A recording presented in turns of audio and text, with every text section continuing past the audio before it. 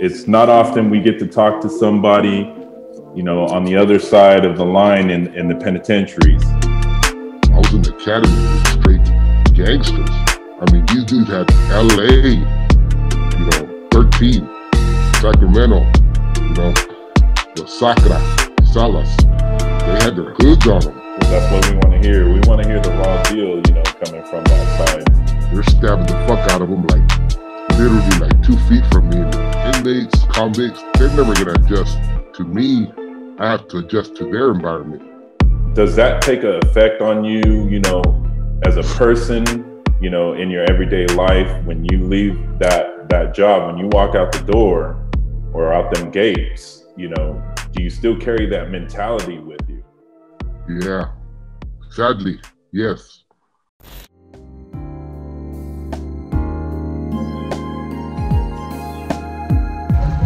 Dirty to lie.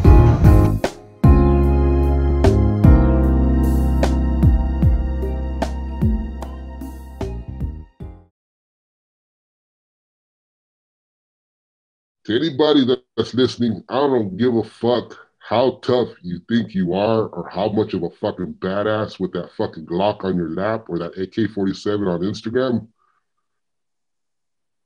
You're going to get told what to do as soon as you get hit prison. It don't matter who the fuck you are. You could knock out every motherfucker on the street, try to do that shit in prison. You're getting taken, you're getting handled. You are not going to say no when somebody tells you, bring drugs, shove this up your ass, do this, do that. I've never seen one man stand on his own and go against the grain. Never, never. There's always someone bigger and badder than you, right? Bigger or badder, there's about 10 motherfuckers that are willing to fucking take you out, you know, to build their stripes.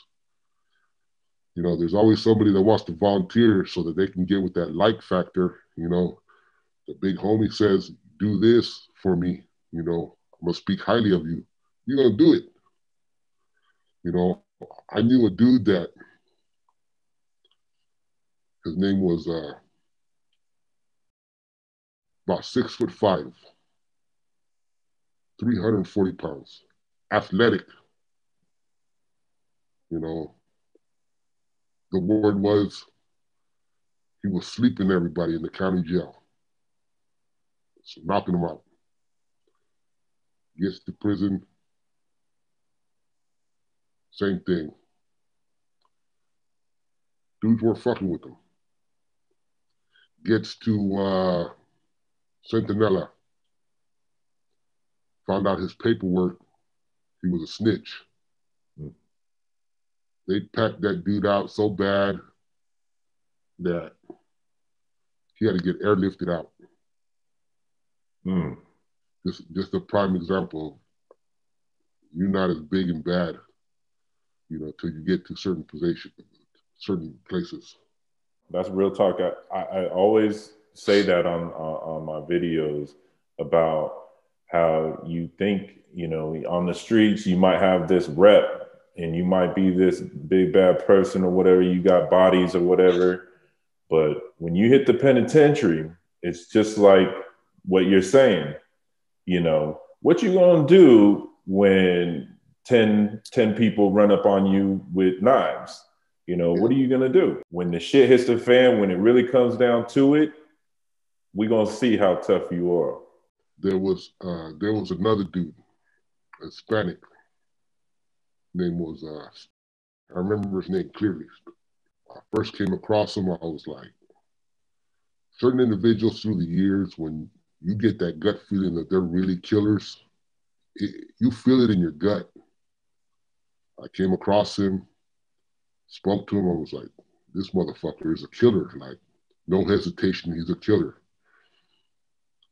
He was trying to take over the yard. He ended up, you know, having a standoff because they weren't willing to give him the yard. So he ended up taking the yard. So fast forward, he's in Salinas. I read in the C file, he was trying to establish his own uh, table. They weren't having it. They removed him.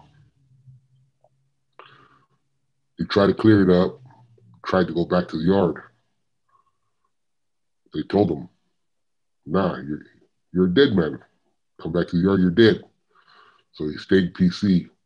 Well, the backstory, I come across a Filipino cat, you know, but he runs Southsider. Get the bullshitting with this dude, ask him about that situation. Well, I guess they took out his brother too in the hood. Well, come to find out is because, like you said, he was the big bad wolf in that hood. So he tried to push that same line in the pen. And being the bully that he was, you know, a lot of times, a lot of these cats that are higher ups, they're not savages. They're just mentally smarter. They're just playing chess. You know, being a brute, you know, a lot of times is not going to get you to the top of the pecking order. You know, if you can wheel and deal and, you know, push the politics and get that like factor, you're going to move up. Are you moving up because you're really good with the hands? You're really good with the knife play? No, because somebody liked you, somebody embraced you, and you moved up. You know, basically a form of manipulation. You know, you manipulated yourself to the top. So a lot of times they're going to frown on you if you're trying to be that big bad bully, and that's what happened with that individual. That's crazy, man. There's, you know, and a lot of people got shit fucked up, man. And you know, when you join these gangs and you hit the penitentiary, you know, you think that everybody's loyal to you, but you know, Yeah. there's always someone that's trying to take your place. Yes, I know a person in High Desert back in the early 2000s. He was trying to take the yard based on his experience in the 90s and doing time with all the big homies in YA. So they knew who he was. And he would go to the yard and he would say, man, the love was so fake that I felt like the main dudes always had security around them because they were waiting for me to make a move. What I was doing, I was waiting for the kite from Pelican Bay to take the yard. But the cold part is the goon squad would always drop them hints and they would say, hey, your own people are telling on you. Your own people are trying to get you off the yard. They can't remove you because that's a no-fly zone. You know, you can't be touched unless the big homie says to take you off the yard. So the other form of getting him off the yard was to drop kites with the goon squad who he was connected to. And they let him know that his people were dropping kites on him. I mean, just imagine that. Yep, there's no honor, man. There's no honor. There's no future in it, man.